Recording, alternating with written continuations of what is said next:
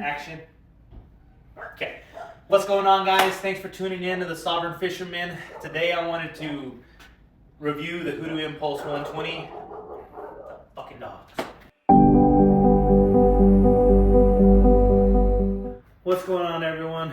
Thanks for tuning in to the Sovereign Fisherman. I wanted to take the time really quick to give a huge shout out to everybody that has subscribed to the page so far.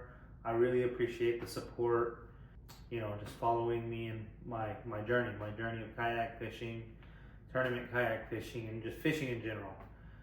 What I'm going to be talking to you guys about today is I want to do a full review of the Hoodoo Impulse 120, this kayak behind me that's on the wall here. So when I first got this kayak, I was super stoked. I was super excited. I had been wanting to get a kayak forever. I had been hammering my wife,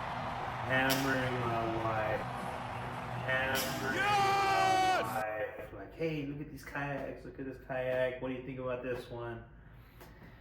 You know, trying to fit it into our budget. Finally went online. I found this kayak at Cole's Army Surplus. Shout out to Cole's. Chandler, shout out to Chandler. If you're ever in San Angelo, Texas, stop by, go take a visit to Chandler, man. You won't regret it. He's a super cool guy. But I picked this kayak up. I went with this Hoodoo Impulse. I liked the color on it. I thought it was cool. I'm gonna do this video with the pros, and then at the end I'd like to talk about a few what I think are cons.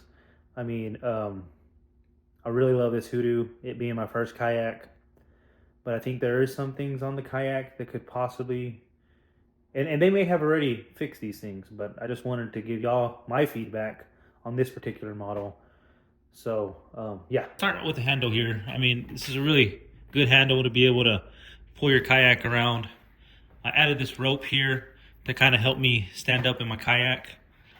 They got this bungee here. You can use this to put your rods in when you're sitting down, you know, sticking it from that way, having your tip on this side. Put your tip, lay it inside the groove there, and that one there too. Then you got this big hatch here that you can, you know, get creative. You can fit different types of things in here. I usually would put my PFD inside here, and right now I got the, you know, I just got miscellaneous things in here, some ratchet straps and some extra line and stuff like that. But you know, you can get creative, stick whatever you want inside there. So next, you got these tracks here on the kayak. I mean, you got them really all over. You can get creative and just whatever you want to put on there, man. I really recommend, I mean, any beginners, if you go on yakattack.com or even go on Amazon, check them out. They got a whole bunch of accessories. Cup holders, fish finders, rod holders, really anything. Here in the center, you got your port to stick your fin drive in. So here's the fin drive. This fin drive just, it goes inside there. I'm not gonna be able to put it in there right now with it being on the wall, but you just stick it inside there. You got this hatch here in the middle. I used it to carry my lures when I was fishing. Stick my lures in here, hooks, my bait fuel. I mean, you can stick really anything in here, but that's what I would use mainly, just because, you know, I'm sitting here in the seat and it's easy access right underneath you. There is a spot underneath the seat here that could possibly fit, you know, one tackle box or something underneath there. But yeah, that's this hatch here in the middle. I like it to be able to be pretty accessible right there underneath you.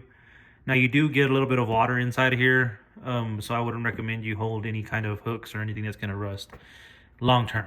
Just, you know, keep them in there while you're fishing, then take them out when you're done. Next, I'd like to talk about, you know, rod holders. So you got 4 rod holders, two in the front and 2 in the back.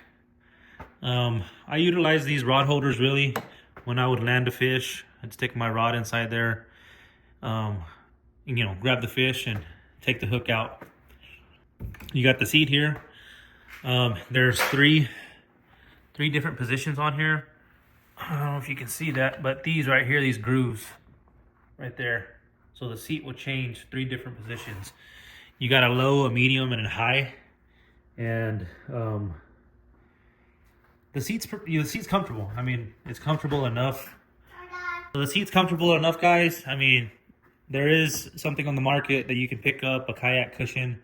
I personally haven't had one yet. I'd like to buy one to kind of just test it out, see what it feels like. But this seat, I mean, this seat will do. It's not the most comfortable, but I mean, you know, it'll do its job. You got these adjustable straps here on the side. I actually saw a buddy of mine leaning back like this on a tournament that we were fishing, and you know, I had been on the water, I don't know, maybe 6 hours or so with the fin drive, kind of exhausted, so I decided to lean back, and man, that's a comfortable position to be in. So you got these adjustable straps, the seat's nice.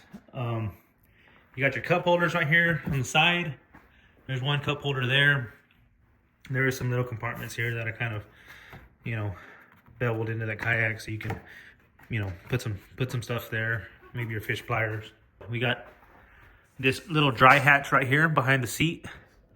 I never really used it a whole bunch, but it does have a bag there, like I said, to help you keep stuff dry that you don't want to get wet, or in case you tip over, you have your stuff inside there that's going to stay dry. You got the hatch here on the back of the kayak that's